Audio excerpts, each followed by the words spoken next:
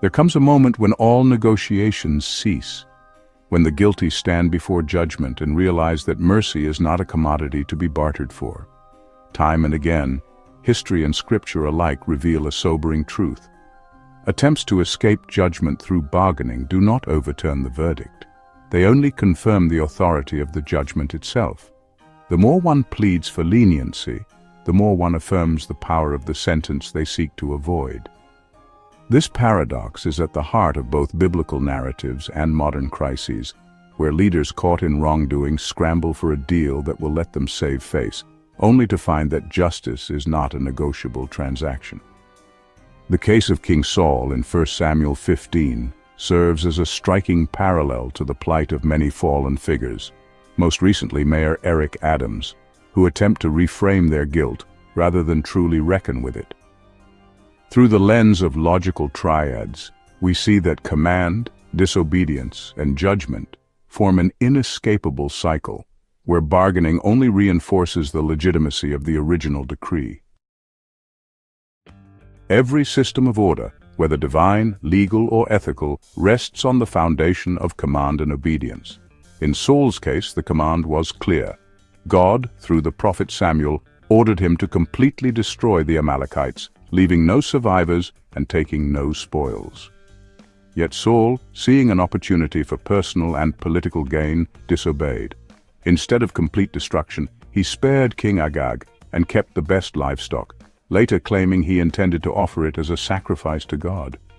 Here we see the first breakdown in the triad, disobedience emerging in direct opposition to the command. However, disobedience does not merely stand apart from the command, it inevitably leads to judgment and consequence. When Samuel confronted Saul, the king did not outright deny his wrongdoing, he attempted to reframe it. His argument was political spin, a justification meant to disguise disobedience as something noble. Yet Samuel saw through the ploy. His famous words, "To obey is better than sacrifice," 1 Samuel 15:22, cut through Saul's pretense, making it clear that symbolic gestures cannot replace true obedience. Saul had not only broken the command, but had also exposed himself to the certainty of judgment. His attempt to barter for a lesser sentence did not change the outcome. Instead, it underscored his guilt. This moment, where the guilty party tries to negotiate their way out of punishment, is a crucial part of the triad. It reveals the paradox at the heart of justice.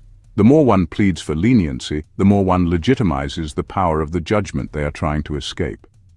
Saul begged Samuel to let him save face before the people, but his kingdom was already lost. His bargaining did not mitigate the judgment, it only made it more final. The same pattern plays out in modern situations, where leaders caught in wrongdoing pivot to damage control instead of accountability.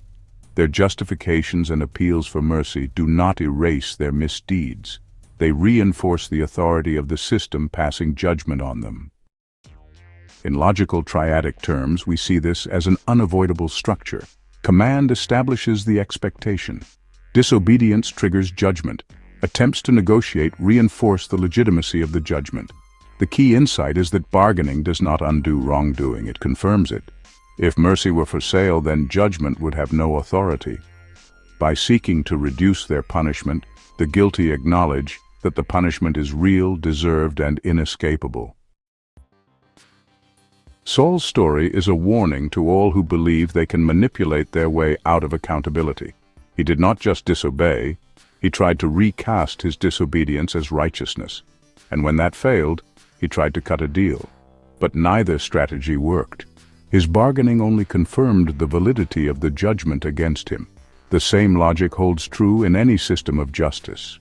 The moment one pleads for a lesser sentence, they concede that the sentence is justified. True accountability does not seek to negotiate the price of mercy. It accepts judgment without condition. For Adams, and for all who stand in Saul's place, the final lesson is clear. When the gavel is about to fall, the time for bargaining is already over.